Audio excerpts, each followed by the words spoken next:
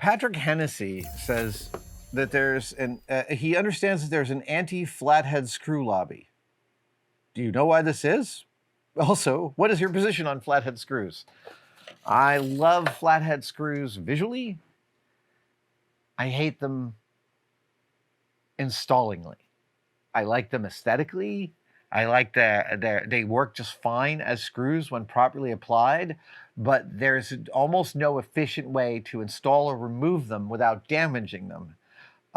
However, when I am making early 20th century stuff or earlier, I'm always using flathead screws. Phillips didn't come in until Henry Ford.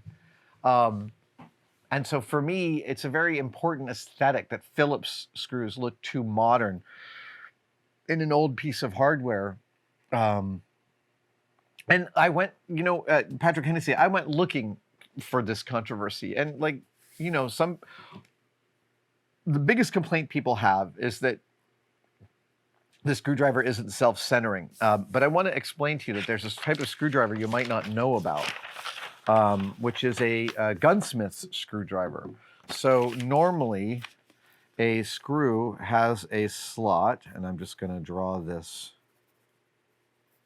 like this. A screw has a slot like this, and the screwdriver looks kind of like that. It's not quite that soft on the bottom, but it is a tapered, soft cornered wedge. Now, that is the ideal way to mar up the corners of that screw slot. So what does a gunsmith do? I will draw you, and forgive me if you know this already, because I do think I've covered it on the channel. The gunsmith screwdriver is hollow ground. So it's got a very sharp, flat bottom, and then it's hollow ground, and then it comes up to the stock. And what that means is, and actually, you choose the gunsmith screwdriver that ever so slightly loosely fits the slot. You don't want it to be too loose. You don't want to be too tight. There's a perfect middle. And when you do that, instead of levering the edge of a soft wedge against a corner, it's a flat against a flat, and you do much less damage to the screws. If you're going to use slotted screws, flathead screws, and I'm also assuming that you're not referring to countersunk screws, which are also a whole nother thing. And those are screws that have this, right? That they angled so they can be mounted flush to the face of something. My position on flathead screws is that they are appropriate when the solution requires a certain kind of aesthetic.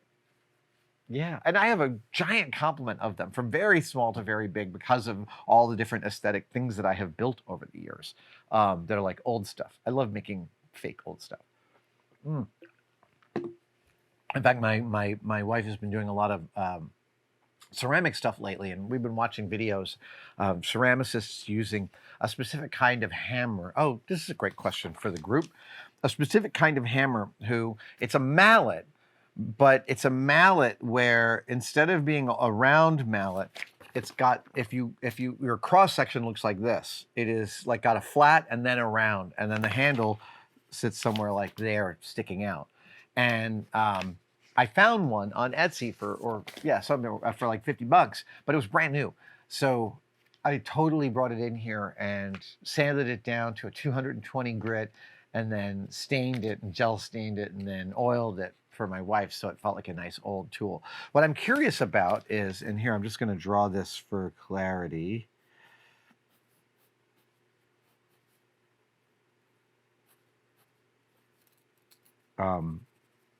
This is what the tool looks like. Again, it has a flat and then a round and a handle on it. What is the name of that tool? I was looking up for like old Japanese ceramic hammer, mallet, etc., and I could not find it. I found one source for newer ones, but when I see these videos, I see tons of older ones, so I assume they must exist. Greg Stanton has a question, which I'm going to go back to Hex Lex's question. He says, when trying to get your name out there as a freelancer, which is better, focusing on doing one thing a lot and really showing it off, or doing a wider variety of things and showing a basic range of interests and skills? Well, what is your specialty? Like, that's my first question. And that should inform your answer. I specifically liked doing a wide range of things. So that was often what I was banging on about. Like, oh, I welded up a robot, and then I made some feather wings, and then I made a chair, and then I built a set, right? That kind of swing, I liked telling people those stories.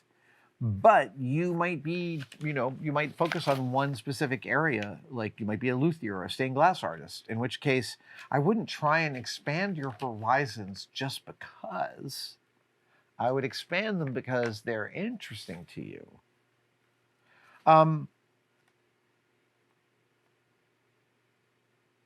And again, I'm going to go back to the being easy to work with. As a freelancer, your clients can be really weird, and it's really important to not burn those bridges, man. And sometimes you still have to.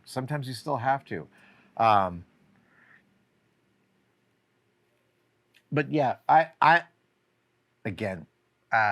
say this from the place that I get to sit, growing up the way I got to grow up. But I think that when you do what you want, when you do the thing that you can't not do, it is going to be the best thing you can execute at. That is in general my philosophy of that when you care about it, you are going to execute at a much higher level.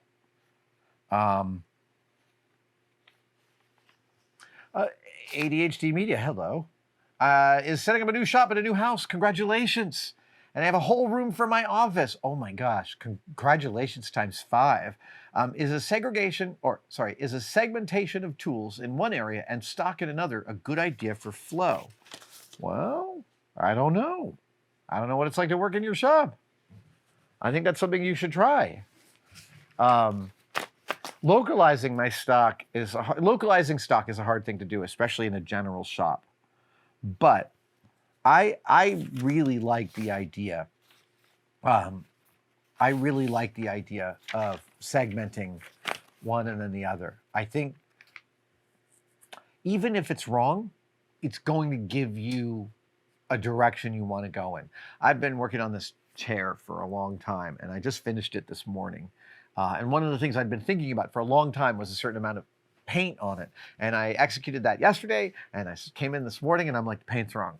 It's going to be a different video. I'm going to wrap this video as it is, but it is going to get a different color. And the color was very clear to me once I saw the color that I had chosen. So for me, this is one of my favorite aesthetic moments of like, I have one idea and I try it out and I'm completely wrong about the way I thought that was going to turn out.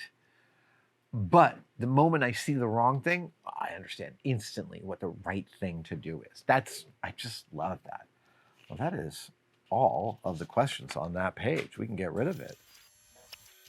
Thank you for watching. I wanted to talk to you about Tested membership.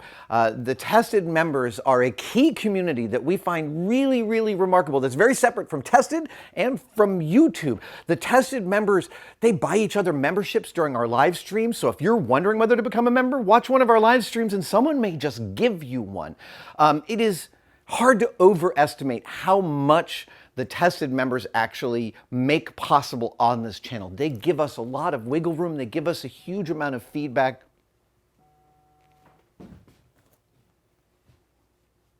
That's a member right now. Thank you so much for enjoying your membership. Link in the description for everything you need to know. And for all the members out there, thank you, thank you, thank you.